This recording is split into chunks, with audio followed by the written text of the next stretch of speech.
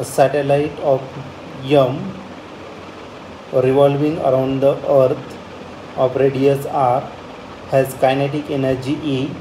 Its angular momentum is. kinetic energy दिलेली आहे, arc radius दिलेला आहे आणि m इतकं मास दिलेलं आहे.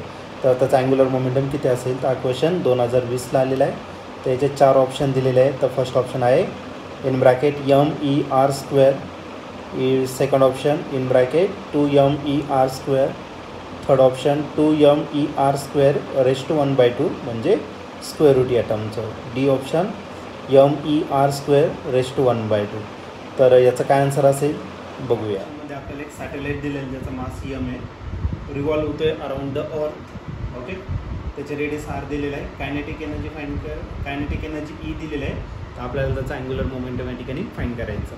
आता कायनेटिक एनर्जी जर घेतला तर कायनेटिक एनर्जीचा जो फॉर्म्युला आहे तो कायनेटिक फॉर्म्युला आहे 1/2 mv².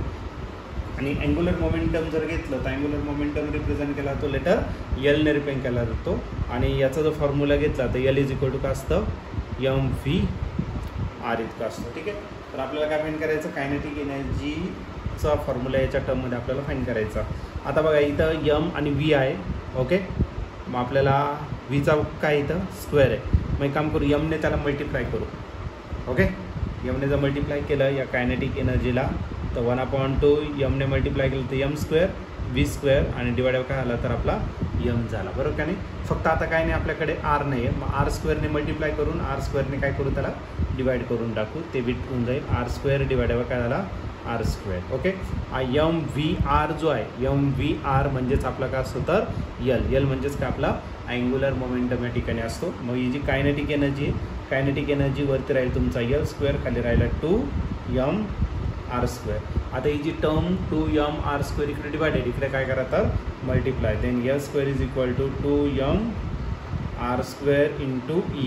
आला तुमचा L² फॉर्म्युला. पण आपल्याला Lच फाईंड करायचा. मग L जर फाईंड करायचा असेल तर आपण काय करणार आहे, याचं स्क्वेअर रूट घेणार. मग स्क्वेअर रूटमध्ये राहील, स्क्वेअर रूटचं साईन नाही दिलेलं आहे तुम्हाला, डायरेक्ट पॉवरच्या टर्ममध्ये घ्यायचं. 2mEr² आणि आता स्क्वेअर रूट आहे म्हणजे रेश टू किती असणार 1/2. जर या क्वेश्चनचे जर तुम्ही ऑप्शन चेक केलं तर हे जे ऑप्शन आहे तरी ऑप्शन मॅच होते ऑप्शन नंबर C सोबत. तर आपलं जे राईट आन्सर आहे त्याचं option C. Option C is the right option.